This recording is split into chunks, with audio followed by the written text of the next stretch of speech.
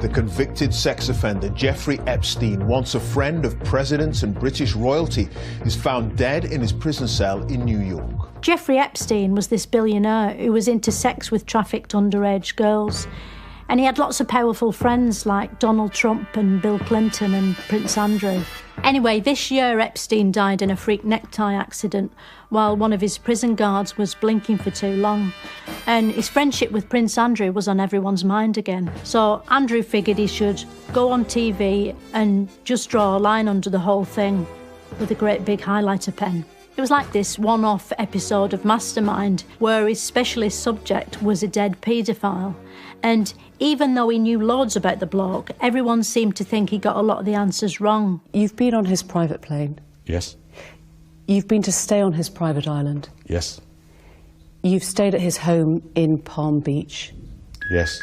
It was a really clever format. He had to think up hilarious alibis, and Emily Maitlis had to just try not to piss herself or stand up and lamp him. I was at home. I was with the children. I'd taken Beatrice to a Pizza Express in Woking. One of his alibis was that he'd been in a Pizza Express in Woking at the time, which is fair enough because I'm sure that would be extremely memorable to him. Maybe he had some vouchers that were about to expire that day.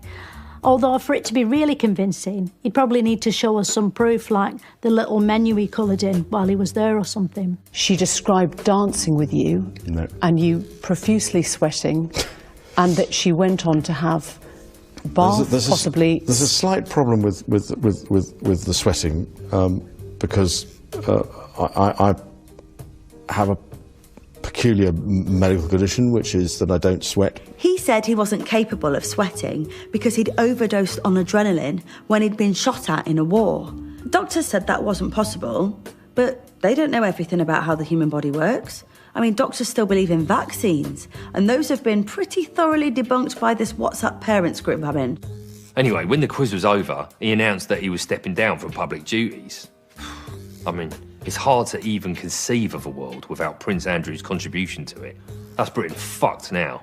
The worst thing is, now we'll have to hold a state funeral for Prince Andrew's reputation. And how much is that going to cost? Incredibly, Prince Andrew's interview was only the second most catastrophic TV meltdown of the year, after Emmy-winning drama Chernobyl. There was this show about a place called Chernobyl, about this sort of Russian factory that went bang. I don't know what they made there, but I think it was bread, because they were all dressed like bakers in this sort of big kitchen, worrying about the dials on their big mixer. You could see they were ashamed that they'd messed things up so much because they kept really blushing, like they'd see what a mess they made and just go totally red with embarrassment. To be fair, they probably didn't know how the machines in the factory were supposed to work because all the manuals were printed in Russian, which no one can read.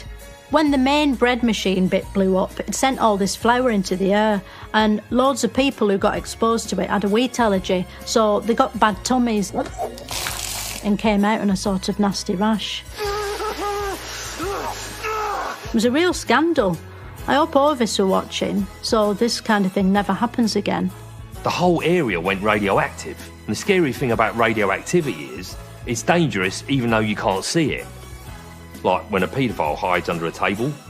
First, the explosion makes all the colour bleed out of the sky, so everything's grim and depressing. Then there's Trevor off EastEnders stomping around with his bits all hanging out. It was like, all right, mate, this is about a nuclear accident, but does it have to be such a downer? It turned into a zombie movie, but they were the worst zombies I've ever seen. They just kept lying down and sort of crying. They didn't even bite each other. What was clever was it explained exactly how a nuclear reactor works. In an RBMK reactor of the type used at Chernobyl, there's something called a positive void coefficient. Which is it sort of has particles in it and atoms, and they sort of rub together, and then all the power comes out.